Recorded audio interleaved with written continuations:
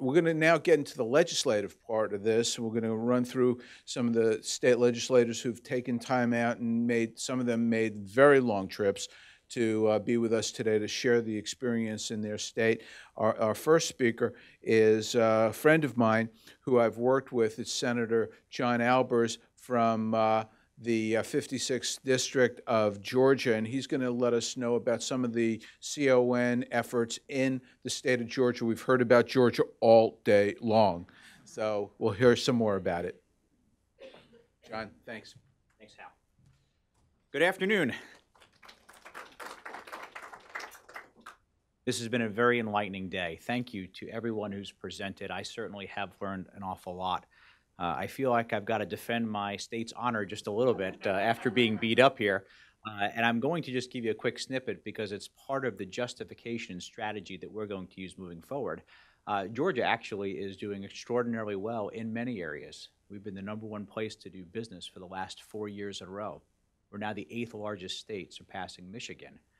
We have a booming industry where it comes to technology, when it comes to gaming, when it comes to Hollywood and the movies. We're either #2 or #3 in the nation now, and we've offered broad incentives to create the foundation for a lot of jobs there.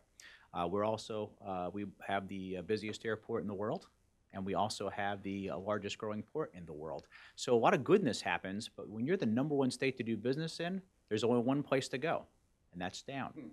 So part of the justification we're using for repealing these oppressive laws, such as CON, is we want to make sure that we're continuing to pull in more medical groups, more innovation, biomedical, medical technology, and the list goes on. Medical tourism, obviously, is a big thing now, and we want to make sure that Georgia can be home base for those things. Now, outside of politics, I have a real job too. We're a citizens legislature, and I work for a company called Richmond Honan, and we develop medical office real estate. So we have built literally about 60 medical office buildings over our 42-year history. We built the very first standalone surgical center in the state of Georgia 30 years ago. So we've been pioneers in doing that, so I get to see both ends of the coin here, although I am not a doctor and I am not an attorney. Let me give you a little bit of background. CON laws were passed in Georgia in 1979, and that was in order to bring in the federal matching funds. Those funds ended in 1987, 30 years ago. And yet these oppressive laws are still there, which, as we know, I don't need to be repetitive, is stifling competition and just continuing to increase the cost of health care. You know, I think when a lot of these programs are formed, they're with the right intent, and sometimes they even serve a purpose at the time. And I use the analogy of the labor movement many years ago. At the time, that was very much needed. However, we're at a time now where they're causing the adverse effect. Right, so we need to relook at these things, and I'm going to talk about our strategy of how we get that done in more detail. A little bit of background, there's a lot of items that are covered under CON in the state of Georgia, from new hospitals to multi-specialty surgical centers to the size of equipment you have to nursing homes, and the list goes on and on. However, there's a lot of inconsistencies in the law. Just to give you an example, we punish a multi-specialty physician group, but not a single specialty physician group. None of these things make sense, so again, more reasons for us to unwind this. In many cases, our Department of Community Health, who manages this, simply looks at it based on a population count, not necessarily what the cost impact would be to those patients or what that could be to the overall community where innovation drives growth, as my good friend Alfredo Ortiz mentioned in his presentation. We work very closely with the Job Creators Network, doing all sorts of legislation, and the whole goal is to give the power back to the people. Less government is more, and I think this group would certainly agree to that. Let me give you an example of some of the things we do to help prior to talking about legislation. Oftentimes, I'll get a call from a doctor's group, and they'll say, we are getting stifled to get a CON or what's called an LNR for those who don't have in their state. That's a letter of non-reviewability, in order to get that piece of equipment or their surgical center.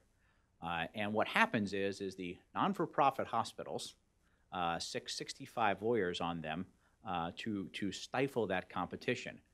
The good part about some of us that are in office, though, is I can call some of those folks in my office and we can have a nice little chat. And usually that chat goes something like this. Why would you want to prevent competition? Are you sure you don't want to do this in front of the press? Would you like to be the good guys and not the bad guys?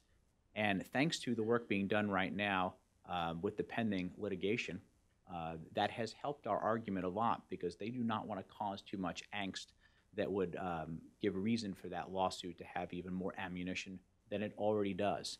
So we've made a little bit of progress there, and as mentioned earlier, that court case is 10 days away from being heard in the Georgia Supreme Court, and we'll be watching that with much interest. So currently, we have several pieces of legislation that are under consideration in this biennial of our General Assembly. Candidly, because of the lawsuit, we've slow-walked them this year in preparation to see what we'd be looking at for next year in 2018. We have Senate Bill 157 and 158, which helps eliminate the CON for certain ambulatory service centers, surgical centers, I'm sorry. And then Senate Bill 123, which allows destination cancer hospitals in order to be able to see patients. Right now, they came into our state, but they can only see a certain amount of Georgians. The majority of the people they see are from out of state. Makes a lot of sense, right? So we are looking at the small little areas to pull out of it.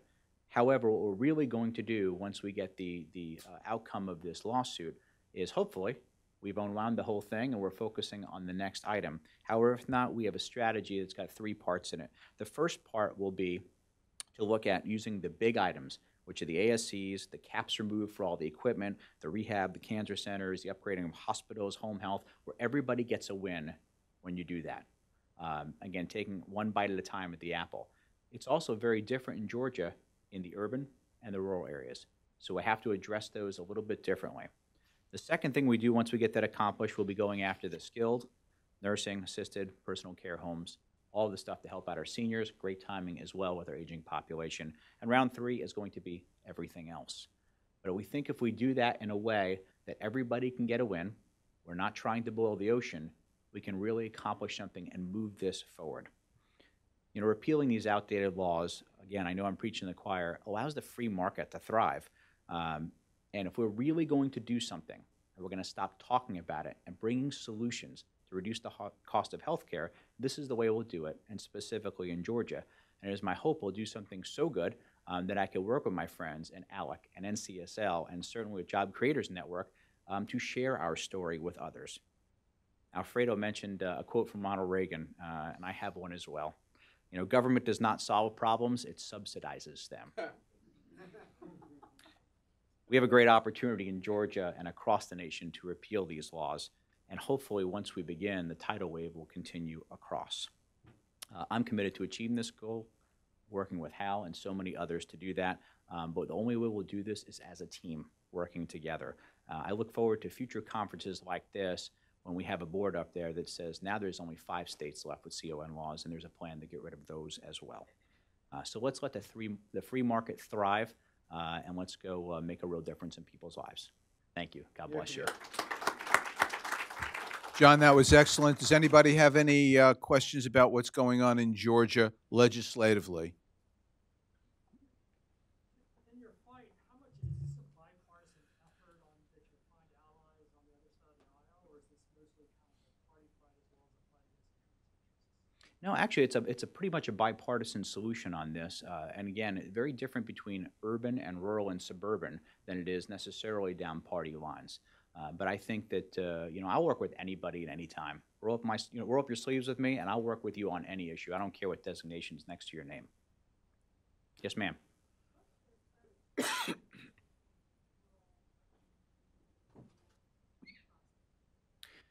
It's a good question. Oftentimes, we have in Georgia a lot of rural hospitals, many which have gone under.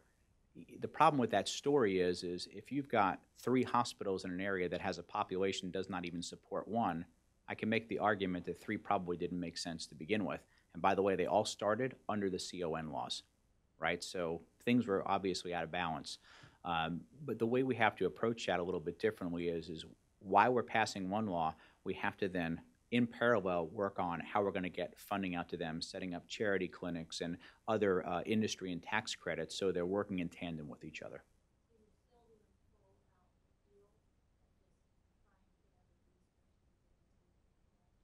Absolutely. Look, we want to help them anyway, but if you can sweeten the pot to get them on board, that's part of getting it over the goal line. That's great. Okay, John. Thank you. Thank you so much for being here. Thank you.